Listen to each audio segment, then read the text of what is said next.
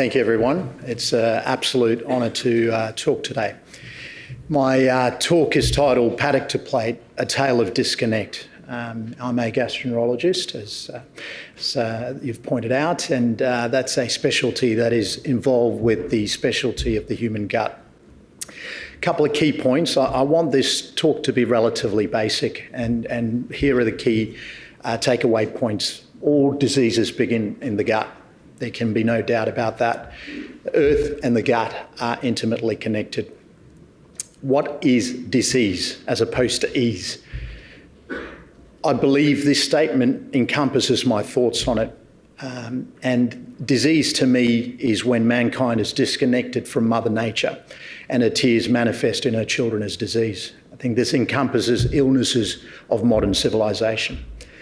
There is quite clearly a problem in healthcare. A crisis is emerging. Very few are actually focusing on what really matters. The aim of my talk is to very simply unify some of these complex issues. There's no doubt the world's population is growing. We're predicted to hit 10 billion by 2050. This has increased quite rapidly in the last 150 years. There's consequently an increase in the demand for resources, water, food, and energy being some of them. Food production will need to increase by about 70% in 2050 and by about 200% in 2100. We're being told that we need to find novel ways in which this nourishment for mankind should occur. There's been a lot of talk about things such as insect protein, and global bodies, right, are promoting the idea that we need to pivot away from things that were ancestrally consistent to us, such as ruminants, animals such as the cows, and that we need to find a new way of eating. The American Heart Association was deeply involved 60 years ago in changing dietary paradigms and appeared to be involved now. You can see there on that slide. We're doomed to repeat history if we're not careful. We should never forget the levers that were pulled decades ago to cause a pivot in our diet. But this time they are pushing the idea that we need to turn to insect and other novel protein sources for nourishment. Butter, red meat, eggs were all demonised in the war against saturated fat. There can be no doubt that this played a part in the decline of health. This movement was called the diet heart hypothesis, a highly influential idea that saturated fat causes heart disease. It has been the linchpin of nutrition policy for the last 60 years. Simultaneously, as the low-fat guidelines were issued in 1976, the consumption of wheat and sugar rose, and that's quite clearly depicted in the graph there. The American Heart Association and various other health bodies promote low-fat diets and refined oils even to this day, despite its questionable effects on mankind. And never forget that the medical and nutrition industry still consider this man, Ancel Keys, a key part of these changes, a hero. The Australian government corporate entity, the CSIRO, an influential scientific body, are active in stating that the nature of our food needs to change. In addition to things like insect protein, they want to leverage innovative science to introduce foods such as protein powders made from legumes, rice and wheat, but also yeast, fungi and algae. We've also seen the rise of fake and lab-grown meats, which seem to have been welcomed by world governments everywhere. Simple thought experiment, right? We've had foods such as fish, vegetables, fruit, meat available to us for decades. During this, we've seen a crisis in health. What makes us think that engineering the population away from even these foods, which are even less palatable options, won't push people even closer towards ultra-processed food? The aggressive indoctrination campaign is ongoing and to the most vulnerable, and this is what concerns me the most. If you alter their perspective of reality to the true nature of reality with the rhetoric, the falseness becomes their new reality. An elegant concept by the ancient philosopher Plato explains this phenomena. This is called the allegory of the cave. He describes the predicament in which mankind finds itself. He said the world is revealed by our senses is not the real world, it's an illusion. He describes here a group of people chained inside the cave as prisoners. That is us, mankind, stuck looking at a cave wall. We can't look anywhere else. We're chained. Their whole lives were born into that bondage. Behind them is a fire. They believe the shadows cast on the wall in front of them by moving figures are the real things and the only things. The puppeteers of society control the narrative via the flames, and you can see the puppeteers there. If one of the prisoners was forced to leave, escaped, and they went to the surface and they saw the nature of reality, when they return to the cave, they can no longer unsee the things that they have seen. And they should, by most accounts, try and liberate their fellow prisoners. It's a natural instinct to do so. However, the prisoners would likely turn on the man trying to free them. They would not want to leave the safety and comfort of their known world. Personally, I've concluded that the real world can only be comprehended intellectually or perhaps even intuitively. I feel that education consists in moving minds towards what is real and allowing people to understand it for themselves. You cannot force it on people. I personally and philosophically believe that the universe is good, like Plato did. People who have seen the surface of reality, most people in this room, have an obligation to the rest of society despite the consequences. So in saying that, let's move on to some dark truths as to the nature of our reality. For decades, we've been engineered by media, medical associations, and various health bodies about animal-sourced foods. It's pushed us towards refined fats and carbohydrates. We are being socially engineered again. I believe in the void left by nutritious foodstuffs. We will have predatory forces that circle the wounded body of mankind. Who are these predators? A handful of financial leviathans who are multinational corporations that control what we eat. There is the illusion of choice. But many of these diverse brands are in fact owned by a small group of players. They do not produce nutritious foodstuff. They do not promote health. By the year 2019, this paper was published in 2023, and seems to suggest that most of the foods that we buy contain over 3 additives, food and beverages. Some of the foods highest in these additives are in fact baby food. A society that doesn't protect its most vulnerable is not a society at all. What's the effect of this assault on the gut microbiome? We'll delve into this a bit more deeply later, but we must realise something critical, which is that we are more bacteria than we are man. Take a 70 kilogram man who's 30 years old, 1.7 metres tall. He has 30 trillion human cells and over 50 trillion bacteria. Most of these are contained in the hindgut or the colon. Clearly, we exist in a state of symbiosis. We need something other than ourselves to fashion existence, to survive. There is no survival without these microbes.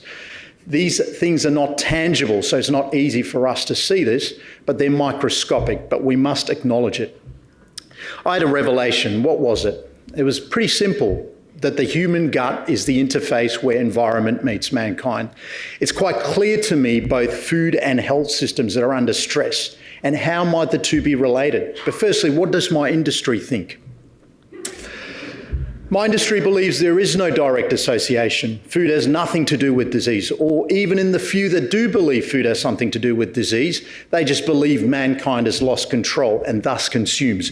We now have drug-based solutions for issues such as weight and metabolic dysfunction. But the question is, what are the long-term consequences of this type of approach? There is emerging data that these drugs may in fact contribute to lean body mass loss, which is a disaster if that's true. To understand the reality, we must delve into our history, though. We must explore the systems that actually produce food to understand disease. We must understand agriculture. The birth of agriculture many thousands of years ago was a pivotal moment in human history. It allowed the earliest civilizations to arise in the Fertile Crescent. Millet was a cereal that was widely used in that ancient world, and they're all part of the grass families, which also includes wheat, rice, and barley. The spread of agriculture was both sudden and widespread throughout the planet due to the advantages of it. It also allowed the birth of civilization, the ability to settle without following great herds of animals as hunter-gatherers for sustenance. It was critical for us to progress our consciousness. I mean, there's a lot of negatives that are spoken about when we talk about agriculture, but it was critical. What started as accidental planting and harvesting progressed to crops and animal husbandry. Through the great intellectual prowess of being a human being, we discovered things like hybridization, selective breeding. We even learned to harness the magic of dairy.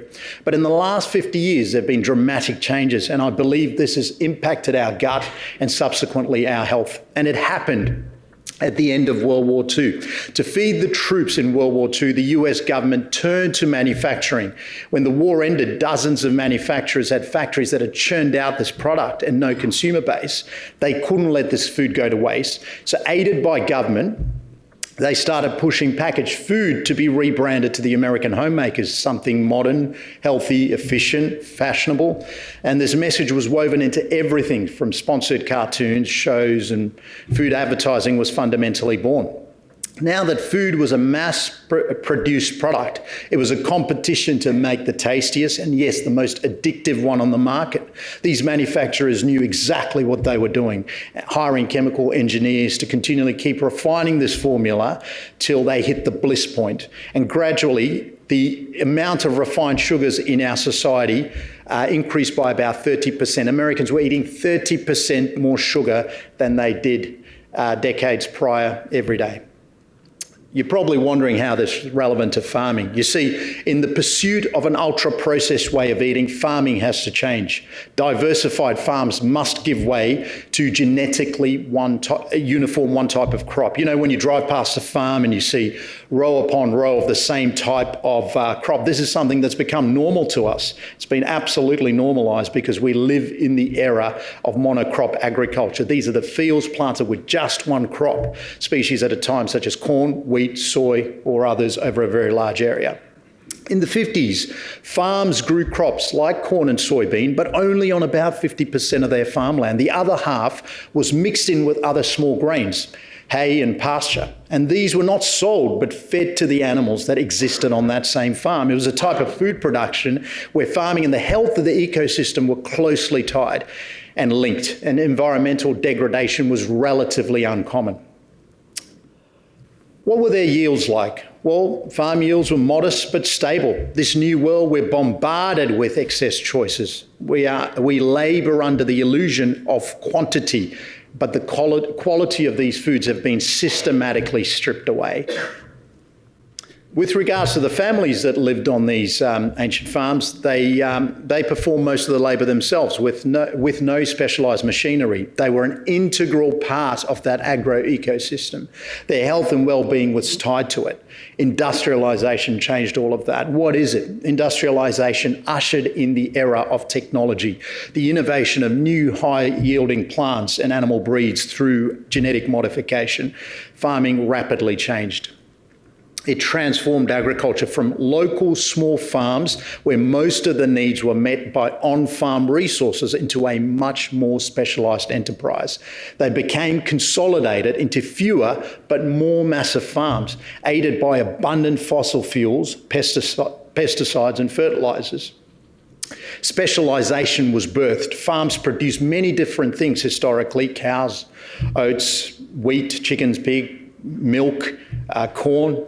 It now produces just one or two commodities. With specialisation, diversity is lost. We also lost rotation and multi-cropping. Rotation helps replenish soil nitrogen using corn or legumes. These are nitrogen-fixing crops. Multi-cropping is the growing of multiple crops. So this suppresses the life cycles of pests and disease. What we have lost, we've had to replace with industrial fertiliser, pesticides and herbicides. It was once a closed-loop system. Animals provided the organic material and soil fertility, and soil high in organic content sequester more carbon, and they better resist erosion. They retain more rainwater, and they are drought resilient. We are being fed the narrative that animals are part of the problem with declining ecosystem, but this only tells part of the story. The dichotomy is that they are actually the solution for a better system of farming. There is significant disconnect in these farmers. They're been disconnected from animal-related fertiliser and recycling practices that have previously added health and resilience to farms. They have turned instead to off-farm resources or inputs, and this is the fundamental issue. They've become specialised with monocrop agriculture. They've replaced diverse multi-cropping systems, and these monocultures encourage pest outbreaks, rodent, insects and weeds, and because they're the natural enemies of these pests are taken away with the loss of diversity, these new plant hybrids like Roundup Ready, corn, soybean, beetroot, many others, have been specifically designed to tolerate heavy application of herbicides without being killed themselves. Over the last 60 years, our developing desire for ultra-processed food, and this is our desire, we've driven it, a society where we've valued quantity over quality, and we've had a productionist mindset. This has become the dominant outlook for food. And the effect is that rural farms have transformed in appearances. Diverse landscapes have given way to monocultures. The farms of old used to have a mixture of crops, animals, pastures and woodlots, and that's been lost. I'm often asked, what's my version of dystopia look like? People assume this sort of word would conjure up images of a city devoid of nature, and this is partially correct. But the image that comes to my mind is a farm stripped of its vitality and trapped in monocrop practices. Roundup and Big Ag, and these are some of the contractual agreements that farmers have to abide by. The irony is that Bayer, a drug company, a pharmaceutical company, bought a very controversial corporate called Monsanto that produced Roundup seeds and pesticides.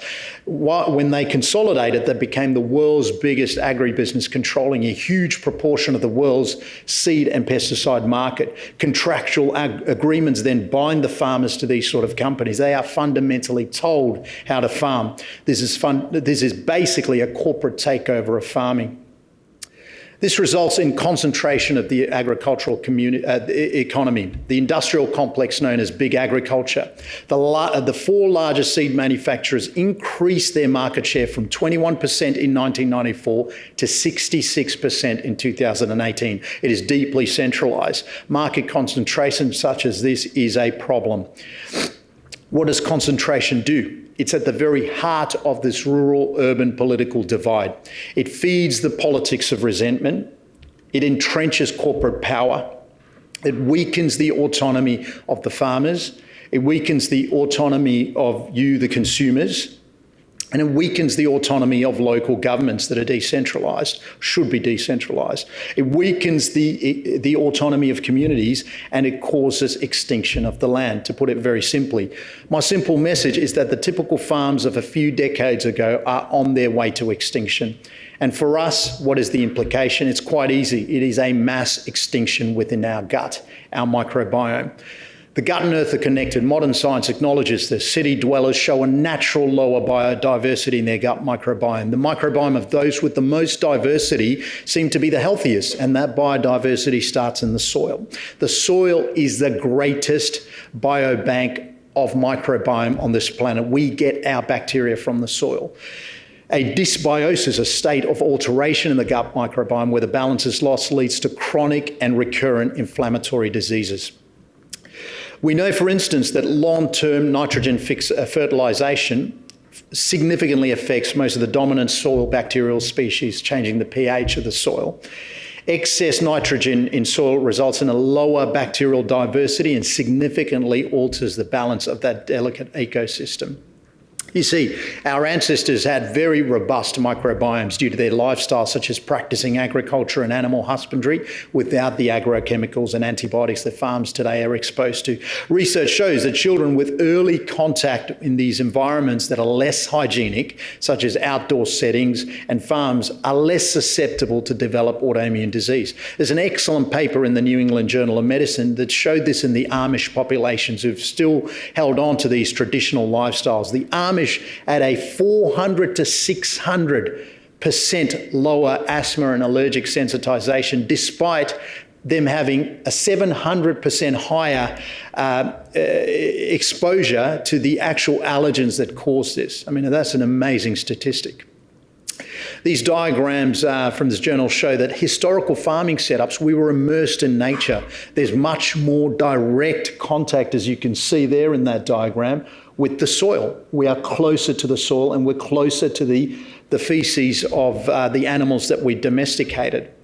Industrial agriculture, as you can see in the larger cycle, has widened the gap between these critical factors. And not only that, the health of the soil and the health of the animal fecal material has declined due to agrochemicals.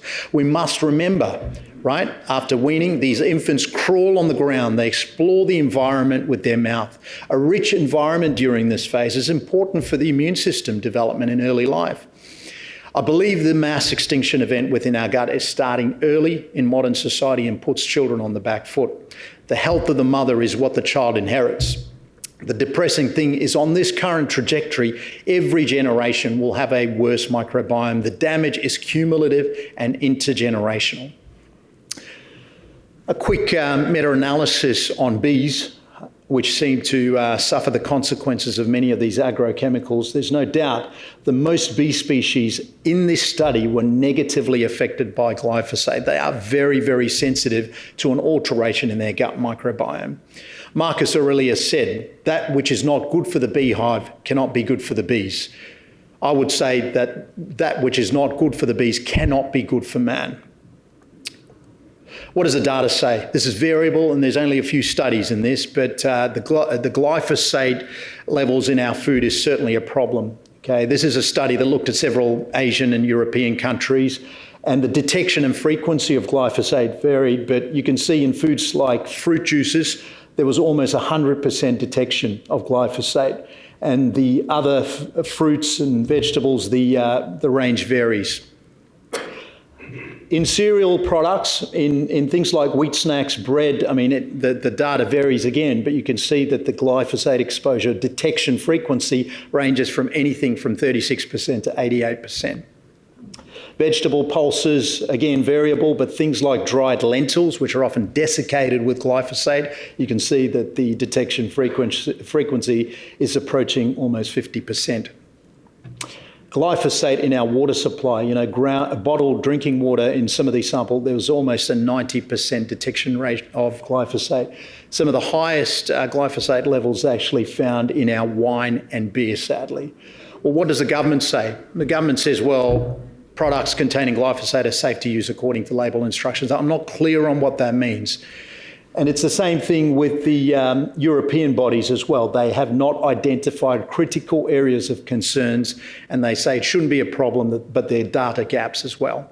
What do I know? Well, I can give you some practical data. The presence of glyphosate in people's bodies has increased by about 1,300% between 1993 and 2016. A study from 2021 showed detectable urinary glyphosate in about 99% of a group in France. In particular, the values were very, very high in farmers. These levels for the general population is thought to be about 80% detectable rates of glyphosate in the US. How much for Australia? It's unclear to me, but our farming practices are very similar to Europe and America, of course, thanks to globalisation. Is the human microbiome sensitive to glyphosate? Yes, most of our body is. Most of our gut bacteria is, and that's shown depicted in green. You can see, for an instance, if I was to look at the GI tract, almost 60% of our gut bacteria is sensitive to glyphosate. Only a minority, shown there in red, is resistant. People wonder why we have so much gut dysbiosis. It is because the environment is fundamentally broken. And this leads to things like leaky gut. Our gut lies wide open with the barriers that should be in place eroded through imbalance in our microbiome. At a microscopic level, this sort of damage from glyphosate there's obviously damage from glyphosate, but there's innumerable additives in food and drink, not to mention the other problematic agrochemicals and antibiotics in our food supply that are driving up intestinal permeability. And this fundamentally has to lead to inflammation, and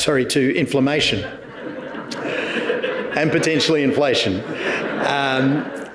And according to this study from the New England Journal of Medicine in the last 70 years, some of these diseases such as Crohn's disease, multiple sclerosis, type 1 diabetes, asthma, these are up 300 to 400%.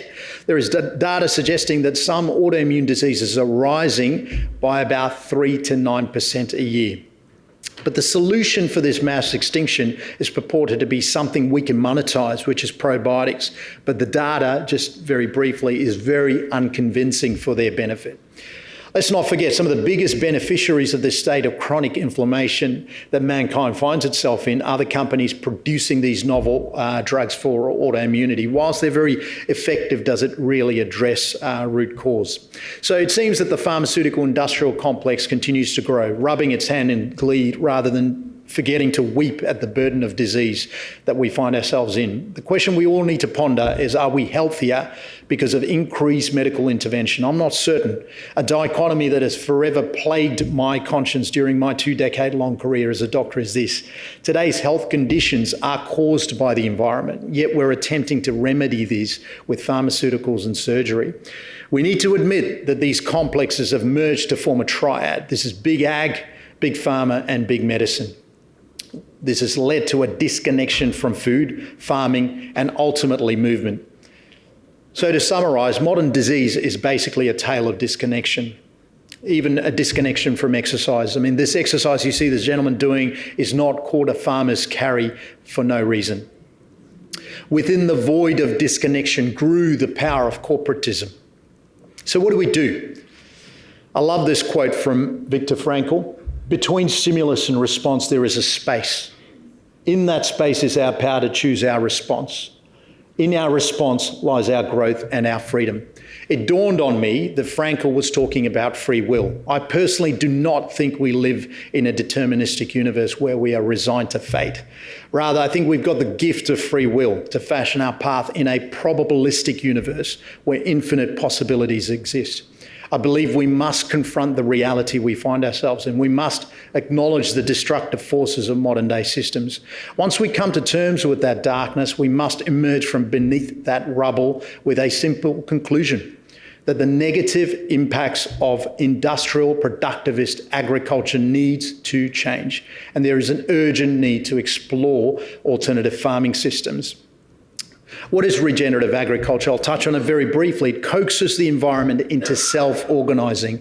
It pays homage to the simple fact that nature knows best. This leads towards greater diversity in the soil and resilience of farms. And the regenerative agriculture is a growing discourse. People are starting to wake up to it. It could significantly disrupt industrial agriculture if strengthened. How do we strengthen this? We need to reconnect consumers with farmers driving change in agriculture. We need a population that is extremely mindful about consumption. And we need a population that has an elevated level of awareness or consciousness. The regenerative farmers have welcomed my message. It's been a humbling and spiritual experience to go down that pathway. The man in the photo clutching grass is a regenerative farmer by the name of Jake Walke. I've never seen a man more passionate about grass or soil, but more importantly, about food as well. There's a deep connection to your plate when you can shake the hands of your farmer who feeds you and your family. Amidst this journey, I've come to realise that the regenerative farming and regenerative medical movement, which is what I'm trying to do, are very similar. It's one and the same. We're trying to rebuild broken systems. The detractors to my message will say that regenerative farming cannot scale to feed a growing population. This is a common thing that's brought up. This is only true if you continue to keep accepting their version of food. This is Charlie Arnott, a regenerative farmer for whom I've got the greatest respect. He's taught me a lot. The regenerative farming movement must be supported by the people. It aims to humbly ask nature to provide for us rather than an approach that assumes nature is something that we own and shape according to our desire and will. The regenerative medical movement is identical. It aims to work with nature to achieve optimal health. Both farming and medical industries are emerging from the rubbles of the wastelands engineered by Leviathan industrial complexes. Who knew farming and medicine would one day intersect in a beautiful collision? Thank you.